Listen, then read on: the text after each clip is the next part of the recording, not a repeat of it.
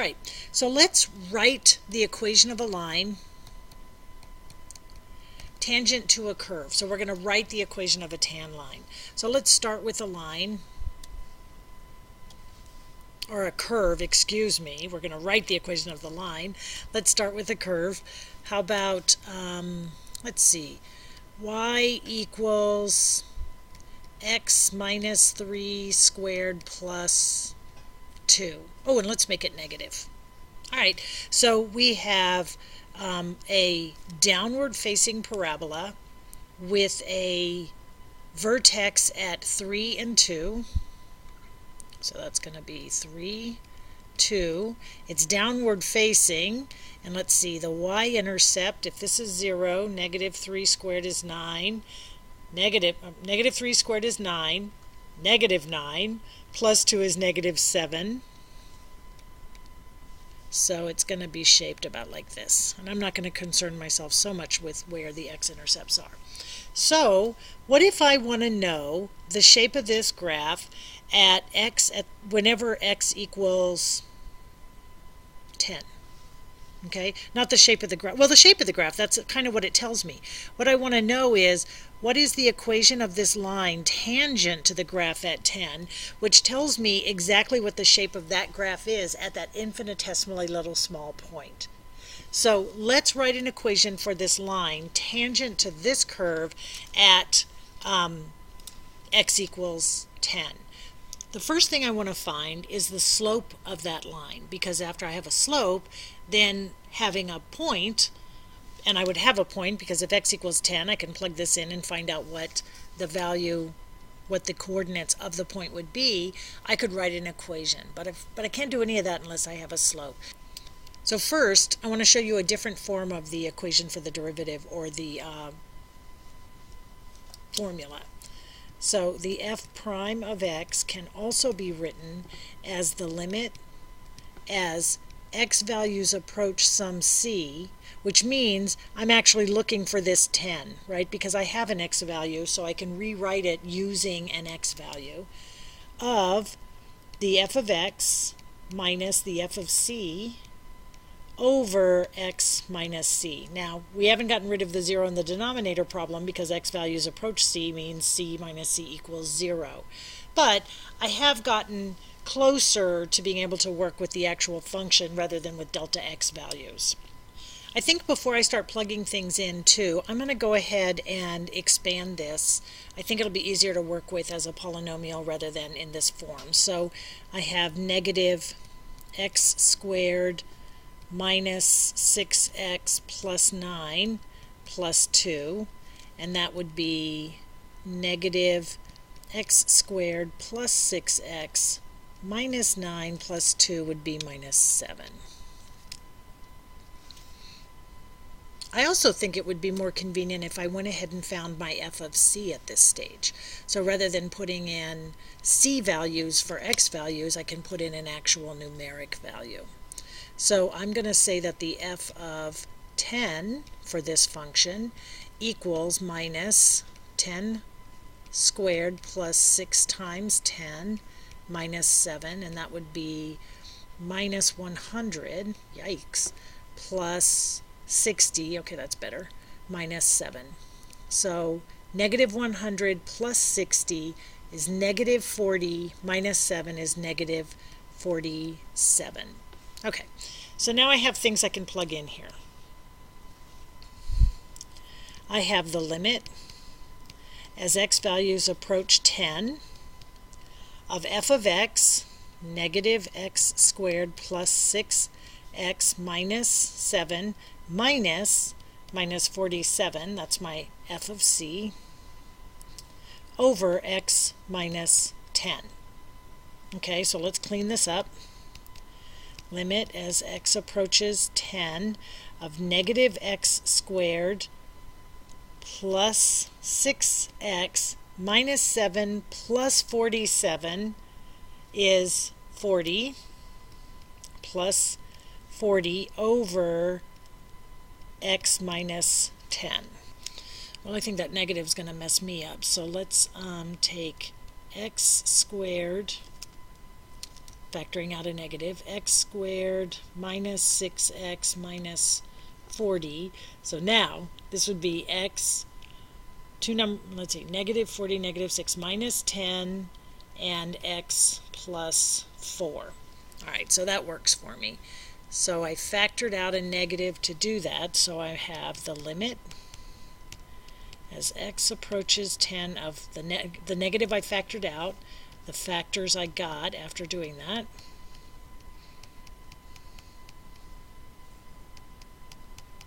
So my x minus 10s cancel, and so my derivative is negative x plus 4. So if I plug in, well, actually I'm not there yet. So the limit as x approaches 10 of x plus 4, now I can plug in my 10 and I get equals 14. So my derivative is 14, which of course makes no sense because that's a negative slope, but here's my minus. I didn't carry this minus forward, so it's negative 14. So the slope of this line is negative 14. I happen to know a point, I already calculated it, when x equals 10, y equals negative 47, and so I can write an equation for this line. I can write y minus the y you know equals negative 14 times x minus the x I know. And at this point I can stop. There's no reason to turn this into slope-intercept form unless I need it to be slope-intercept form, but that works just fine to do that. So you can easily see the convenience of using this form of the derivative equation if you know the value you're going to evaluate it at. If you don't know a value and you just want an arbitrary slope, or excuse me, an arbitrary derivative, then you have to use the delta x form of the function or of the equation. So let's do another example. Let's find for f of x equals absolute x minus 2, let's find the derivative at x equals 2. Okay, so we know what this graph looks like already. It's an absolute value graph that goes forward. And so at x equals 2, we actually have a point. Okay, so we want to find the slope of the line for that point. Already there's a little bit of a can you find the slope of a line at a point? Well, let's see what happens. I'm going to use the second form of the equation, so the limit as x values approach 2 of f of x minus the f of c over x minus c. So let's go ahead and find our c value. Well, if I have, well, let's not do that yet. No, let's go ahead and do it. So if I want to know what x minus 2, what f of x equals, I'm just looking for my f of c. So let's write c in here. The f of 2 equals, then that gives me the absolute value of 2 minus 2, which equals the absolute value of 0, which equals 0. So I know that the f of 2, or at this point, at x equals 2, I'm looking at the point 0, 2, 0. And we kind of knew that from the picture anyway. But it doesn't hurt to confirm things algebraically. So let's go ahead and use our formula. So I have limit as x approaches 2 of absolute x minus 2 minus 0, I like that, over 2 or x minus 2. Okay, so that cleans up to the limit as x approaches 2 of absolute x minus 2 over x minus 2. But remember, whenever you're dealing with absolute values, you have to account for when the inside is equal to a positive number and when the inside is equal to a negative altogether. So I actually have to go two different ways here. I have to write the limit as x approaches 2 of, and in this case I can lose the absolute values because of the method I'm using, of x minus 2 over x minus 2 and the limit as x approaches 2 of minus x minus 2 over x minus 2. So now I've allowed for both possible insides, or both possible values inside of the absolute value symbol. Well, in this first case, factors cancel, and so I get, as x approaches 2, I get 1. So the slope is 1. But as x approaches 2 on the other case, another possibility would be equals -1. Factors cancel and I have a negative value. Well, what does that mean? Look what we have going here. Well, certainly if I'm trying to look at x minus 2, or excuse me, x equals 2 on the graph, well, on the right-hand side, I certainly get a +1 for the slope. And on the left-hand side, I get a -1 for the slope. But there's no way to calculate a slope on that point, right? It just flips from being positive to negative, and there's no, like, at that point, almost anything could be a slope there, right? The slopes could just spin around on that point, and we would never be able to actually identify a slope at that point. This is a very important concept, and what it says is that when you have a pointed function, a pointed part of the function, I guess probably better said a pointed place on the function, then it is not differentiable.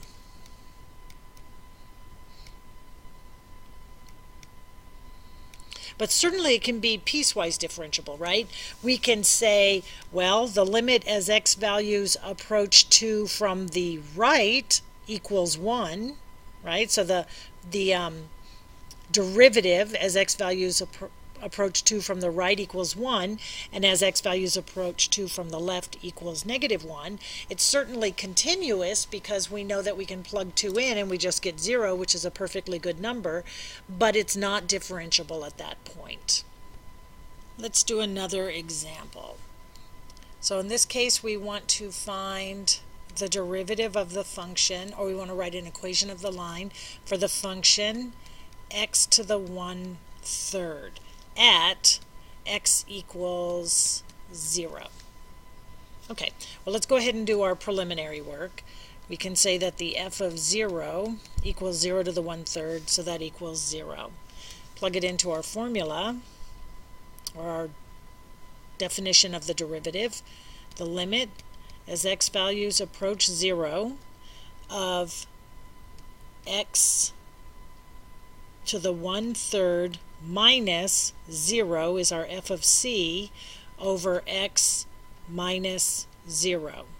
Okay, well, that's just the limit as x approaches 0 of x to the 1/3 over x, which would be x to the first power, so that's the limit as x values approach 0 of x to the 1/3 minus 1, which is x to the minus 2/3, sorry, thinking ahead, which is just the limit as x approaches 0 of 1 over x to the 2/3. So there was no getting rid of that problem in the denominator.